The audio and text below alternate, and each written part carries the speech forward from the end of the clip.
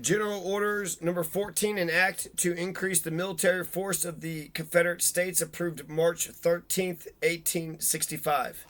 Even faced with imminent defeat, Confederates could not bring themselves to act quickly, as Lee had pleaded. Governors and national leaders pointed out that the guarantee of slavery in the Confederate Constitution made it unconstitutional to enlist slaves, let alone promise general emancipation. In mid-March, the Confederate Congress finally passed a bill allowing black recruitment by the narrowest of margins, 9-8 in the Senate, 40-37 in the House. Despite Lee's suggestions, the bill offers neither gradual and general emancipation nor freedom at the end of the war for the families of soldiers. It does not even free the men themselves, except with consent of the owners and of the states in which they may reside. Notwithstanding these defects, the Army recruited 2 companies of African Americans in Richmond, but according to McPherson, they saw no action before the war ended. So this is huge. March 13th, 1865. The Confederates, they are in a desperate situation, and they have all these slaves, but they keep saying that the black man is not a man, and you don't want to put a gun right in the black man's hands if you're trying to maintain slavery. Their constitution, they basically agree with the Bill of Rights and the 3 branches of government. They agree with the Constitution. The biggest difference was they wanted to maintain slavery forever and ever, and because they said that the black man was not a man. But on March 13th, 1865, the black man became a man. The Confederates said, okay, we can, under some circumstances, give the black man a gun so he could fight alongside with us in this Civil War, which is kind of crazy. The 2 companies are essentially, black folks are fighting against their own freedom, but they were slaves, so, I mean, a prisoner can't really agree to a contract. An act to increase the military force of the Confederate States. Here's the exact wording of that March 13th, 1865, too. That's the last year of the war. The war is going to be over in 2 weeks. So this is, the Richmond's almost about to be sacked, I think. Don't they march to Richmond, Virginia? Don't America take Richmond, Virginia? And then the damn Confederate fucking government runs.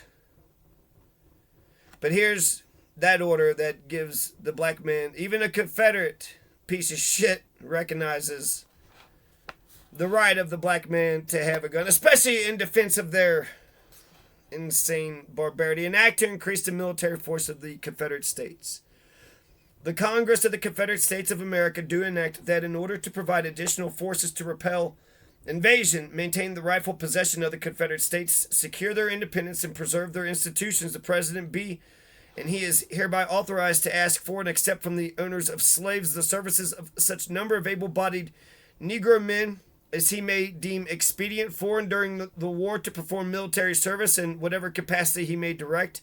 Section 2, that the General-in-Chief be authorized to organize the said slaves into companies, battalions, regiments, and brigades under such rules and regulations as the Secretary of War may prescribe, and to be commanded by such officers as the President may appoint. Section 3, that while employed in the service, the said troops shall receive the same rations, clothing, and compensation as are allowed to other troops in the same branch of the service.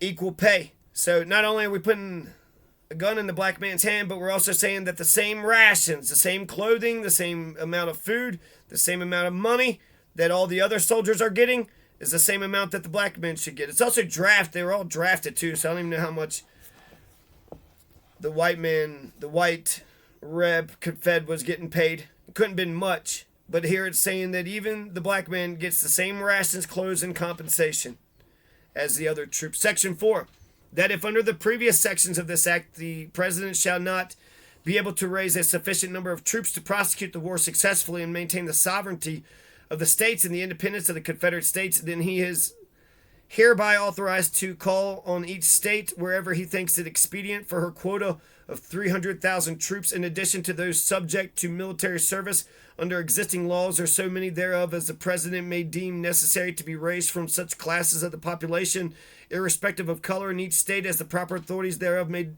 determine. It's also crazy how legalese all this is. All this wickedness, all this fucking wickedness is under all this cloak of legalese. Provided that not more than 25% of the male slaves between the ages of 18 and 45 in any state shall be called for under the provisions of this act. So 18 to 45. Not more than 25% of the male slaves between. Not more than 25%. So they limit it. Instead of all the slaves fighting, they're just saying only a quarter of the slaves, just randomly, arbitrarily. But I got 20 of them. Only 5 can fight. Or 4. Section 5. That nothing in this act shall be construed to authorize a change in the relation which the said slaves shall bear toward their owners, except by consent of the owners and of the states in which they may reside in pursuance of the laws thereof. So, yeah, they probably wouldn't get their freedom, right? But they would definitely have a better... They have a gun in their hand, so... You know, they definitely would make their situation better. It makes me think of World War One. You still had segregation when World War One was happening. And so the black man was going to Europe and he's fighting for, you know, European freedom. He had put his life on the line. He had a gun. He went with his brothers, fought a battle, come back to America thinking he's an American and then being deprived of all this shit. And it's like, okay, we're separate. We're over here, but we're not going to take no shit anymore.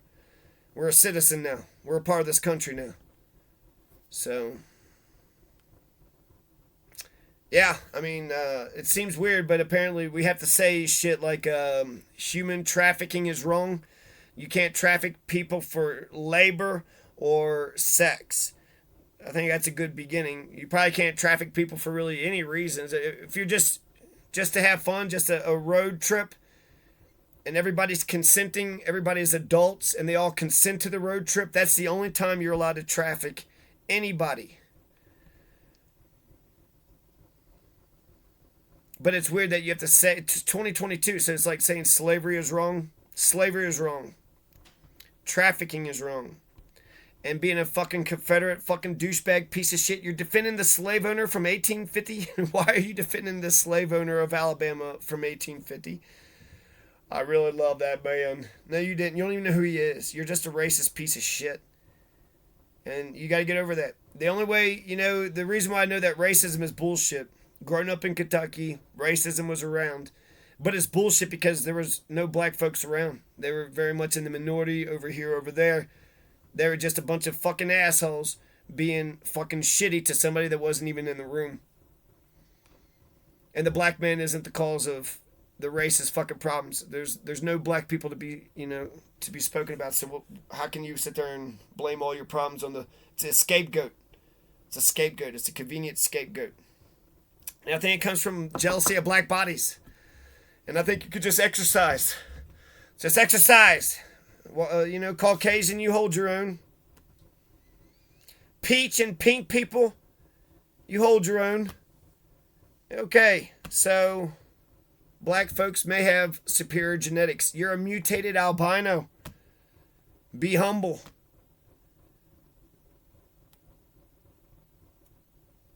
And that's it. Fuck a Confederate and fuck a Hatfield.